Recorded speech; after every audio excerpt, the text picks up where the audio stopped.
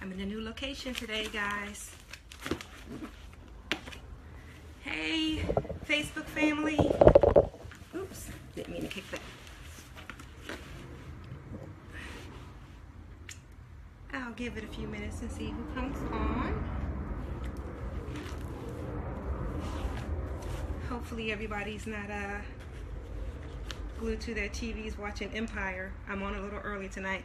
Hey, who just popped in? I see someone's there joining me and not watching Empire.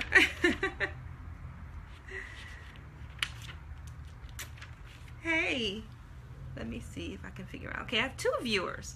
Cool. Let me fix this lighting a little bit. No, that's dark. Ooh, that's bad. Aha, Patrice, you showed up. Hey, I'm trying to fix the lighting. I'm actually in my sunroom. Excuse the lighting here. Just trying to let you guys see me. I'll try that. How's that, Patrice? How's the lighting there? Is it okay? Give me a thumbs up if the lighting is okay. And give me a boo if it's not.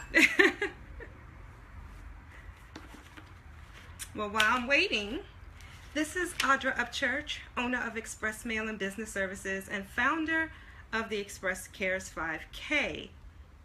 And I'm coming to you guys as I've been doing every single day in the month of May to give tips on how to boost your mental health. Yep, I'm here. That's fine. Cool. Thanks so much. So, I'm relaxing today. Usually, I broadcast from my kitchen, but today I'm relaxing in my favorite room in the house, which is my sunroom. So, excuse my issues with my lighting before. But it's been a long day. It's been a long, busy, but productive day. So I decided to camp out here for a little while. So, okay, I'm here. That's fine. Sorry. I just saw your second comment again. So, while I was sitting here, I went on to mentalhealthamerica.net, which is where I pull my tips that I've been giving to you guys. And the tip for today was so fitting. Hey, Kiki. Thanks for joining, honey. I wonder if Shannon's going to pop on. I know she is an Empire fan. I might not see her on the broadcast tonight, but yes, Kiki, you made it. Woohoo! That's awesome. Let me see if I can. Oh, I can give you guys stuff too. Oh, that's kind of cool. So I can give you I just learned something new about Facebook Live. I can like your posts, your comments too. Hey, Hobbs, how are you? Thanks for joining. Hey, Patricia, thanks for joining. That's pretty cool. Nice to see you guys on the broadcast on 9 p.m. on a Wednesday. I'm on early tonight. I'm so impressed with myself.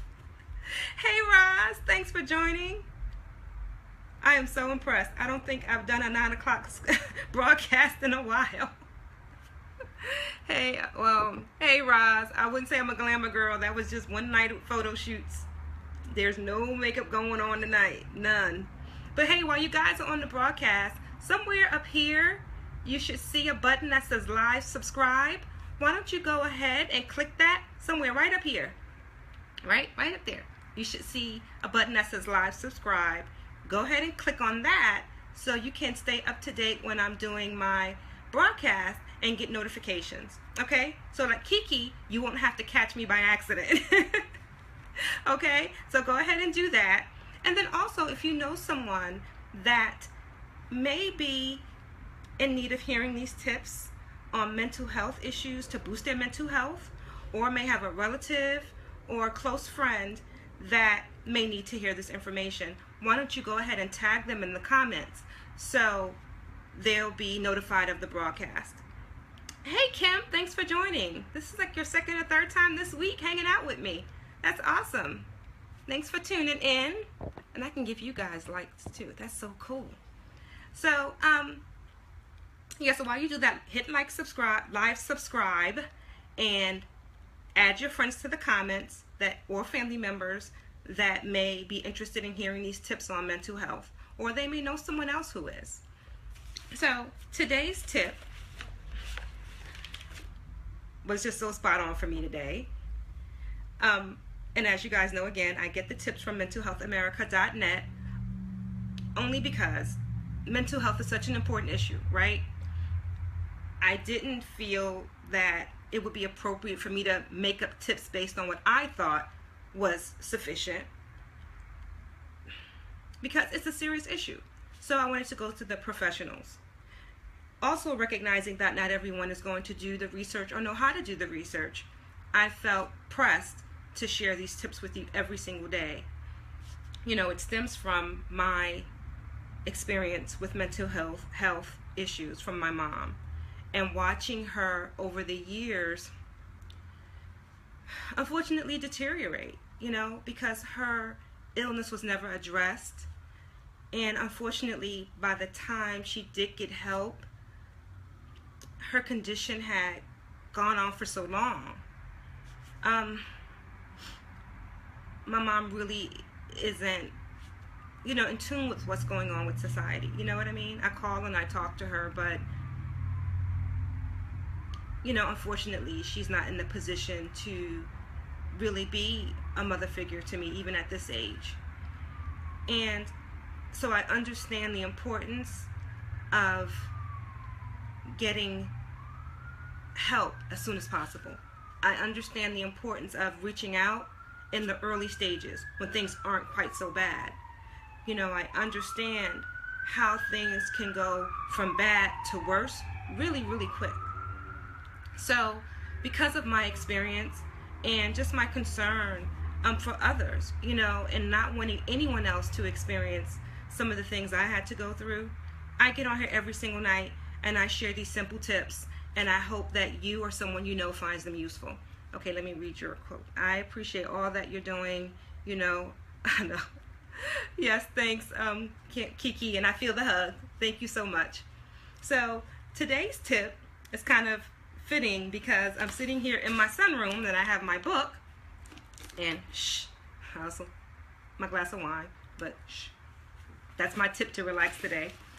And the tip for today, as you see in my post heading, is write it out. So it says, has something been bothering you? Why not let it all out on paper? Right? So if something's been bothering you, let it out on paper. So in Audra's words, write it out. Writing about bad experiences can reduce the symptoms of depression, according to mentalhealthamerica.net. And depression is such a serious issue and such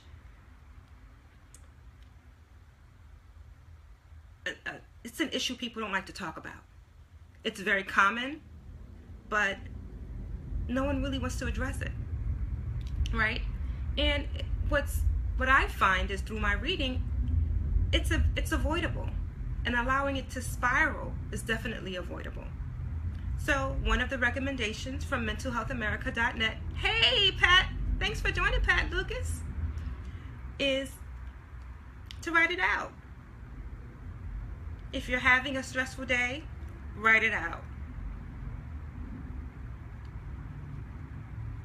I know I'm sitting here with my little notebook and I was actually about to start writing for one of the books that I'm working on. I will have several books coming out over the next 18 months.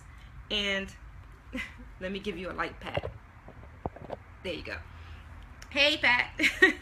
I will have several books coming out over the next few months, and starting on this writing journey for me was not easy.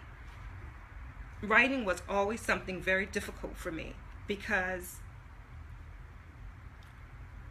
when I write about the experiences, especially my childhood experiences, it takes me back to that time, and there were some things I just didn't want to deal with.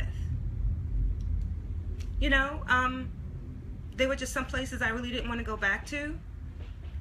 But the reality is, in order for me to heal, I had to. I had to. Can anybody relate to that? Not wanting to go back to a place, not wanting to go back to a memory because it's maybe too painful and you just didn't want to go back there? Let me know in the comments if you can relate. Just type, I can relate. Or maybe it's just me. But finally, I broke past that barrier. Absolutely, thanks, Pat. I finally broke past that barrier. And once I did, oh great, you too, Kiki, awesome. Is anybody else out there? I'm sure they're not the only two. But breaking past that barrier was a tough thing. And I started small. I started just writing a paragraph. That's it. Yep, heads up. I can relate. You too, Patrice. I started just writing a paragraph. And then I put it down. And then write another paragraph. And then I put it down. Hey, uh-oh. I have Richmond on the broadcast. Thanks for joining. So, I was going to call you the nickname that Pat calls you, but, you know, I'm not a relative, so I'm not going to do that. So, I started writing one paragraph, and then another, and then another. And eventually, learning how to write about some of those painful memories became easier. Does it still hurt sometimes? Yeah. Do I get emotional sometimes and cry? This forehead just won't stay covered. Yeah, I do. But in the end, it makes me feel better. And I believe it makes me better. It's never a good thing to ignore how you feel about things, even when they're bad things. And that was a hard process for me and a tough lesson for me to learn. But now I'm on a roll. I have several book projects that are coming up, and the words are flowing now. And I'm learning how to write through the pain, and I'm learning how to write through the hurt, and I'm learning how to keep moving through the memories and the feelings that they bring, and recognize that though I'm feeling those things, I'm not still there. I'm not that person. I've moved beyond that. And if I want to live my full life, I have to learn to accept the totality of all of my experiences. You get that? I've learned that in order for me to live a full life, I have to accept the totality of all my experiences. That's the good, and it's also the bad. So tonight's tip for me was right on point. When you're having a rough day or you're going through a negative experience, write it out. Don't let that thing take root. I just journaled throughout my separation all the way until the day of my divorce. Wow. Was final. Wow, that's amazing, Pat. Do you feel journaling through that process, do you feel it helped you get through such a tough experience? Because I don't care how tough a marriage is, when it ends, it's something. It's tough. Indeed. Awesome. I'm sure.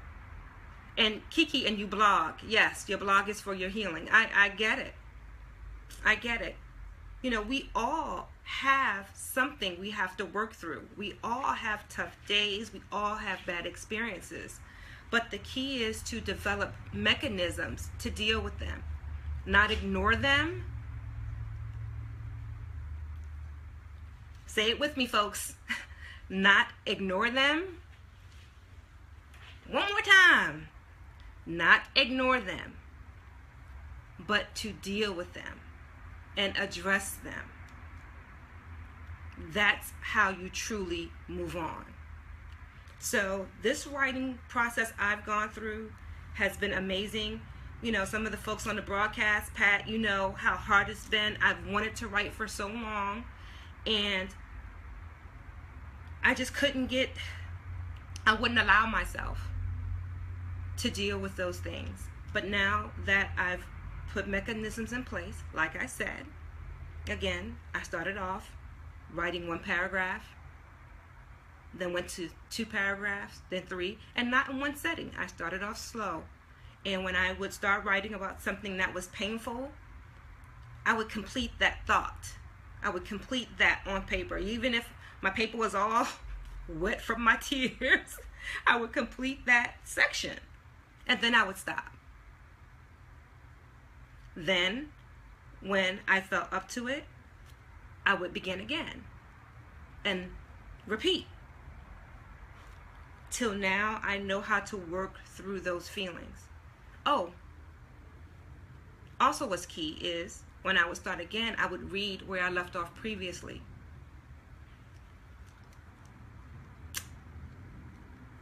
And I'm going to share with you what I found. I found that when I reread that paragraph that previously brought me to tears,